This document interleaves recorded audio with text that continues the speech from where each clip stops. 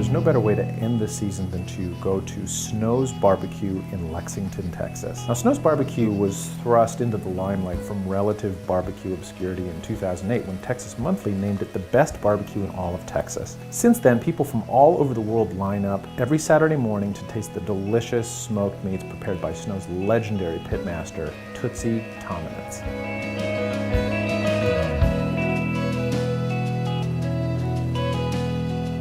Now, Tootsie may be 80 years old, but she works with the energy of someone in her 20s. Now, despite having a full-time job, Tootsie is out there every Saturday morning to serve up her amazing brisket, sausages, chicken, and ribs.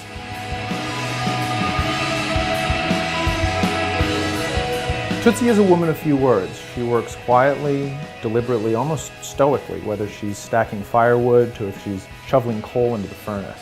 And you know what, that's fine, because frankly, her barbecue really speaks for itself.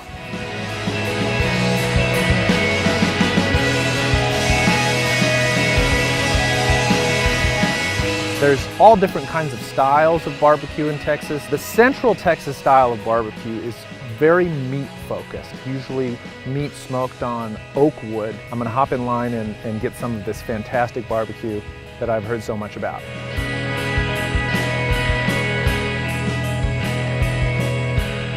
I'm gonna get a little bit of everything. Could we maybe just start with that brisket and move down the line? Yes. Wonderful. Let's get some ribs now too. Let's get some of both sausages. Let's get, a little bit of both. It's barbecue that starts its journey every Thursday, cooking low and slow until the very minute that it's sliced and served to the long lines of adoring fans. Snow's Barbecue, I love you.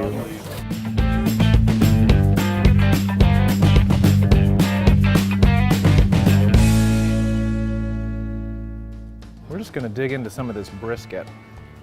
This looks amazing. Really simply prepared with salt and pepper. The brisket is the breast or the lower chest portion of the cow. It's a really huge muscle, and it can be tricky to prepare because there's so much collagen, there's so much cartilage, because that muscle of the cow.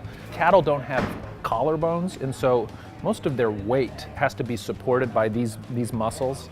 So this ends up getting really thick, and it can be tricky to prepare. It's pretty tough, it's pretty muscular. But I'm just gonna eat this whole thing right now. That's so good. I really like the fact that I got the part off the moist end. You've got that fat cap, and then you've got this really well-marbled meat throughout. Smoky, it is tender, it's fatty and rich. This is a testament to the life's work of a woman like Tootsie. I gotta tell you, she knows what she's doing. You said you put the brisket on about 10 p.m. night before? Last night. And then around, you said around 5 in the morning, what happens? We wrap it in aluminum foil. It's done got about all the smoke it's going to do, and that just keeps it moist and tenderizes it. Okay.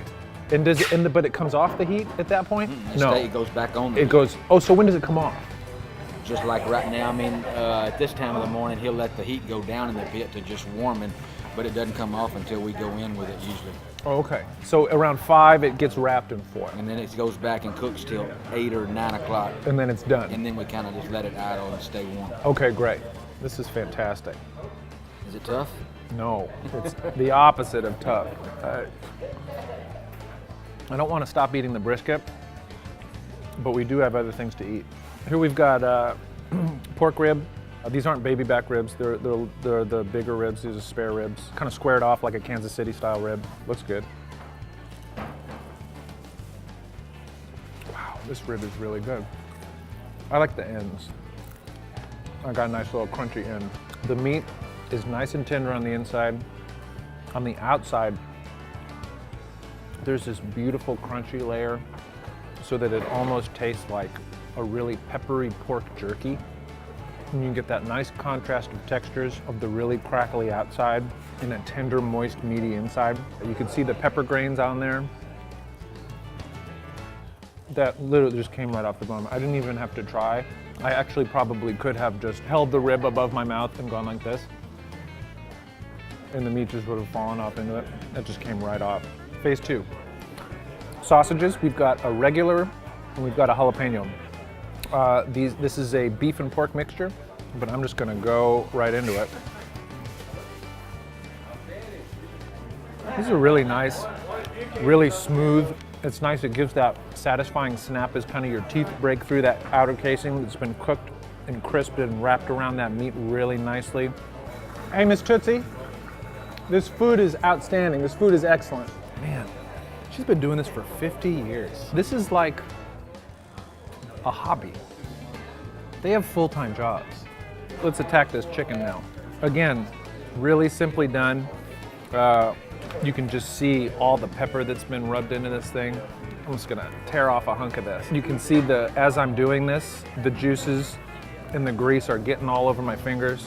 I think the theme with Snow's is how beautiful and how difficult it can be to do something simply and do something really well, because this isn't complicated. Again, it's just salt and pepper on the outside of this chicken. From beginning to end, so much can go wrong if you don't pay attention, and it's deceptively simple. The focus is the meat, the focus is preparing the meat well. And I think that's what this style of barbecue is all about, and it's really, really outstanding. I really hope you enjoyed this season of Dining on a Dime. I know I enjoyed doing it.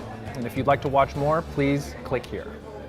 What I'm going to show you is a tour of the history of Austin barbecue, dating back to the 1940s and then going through to the modern era.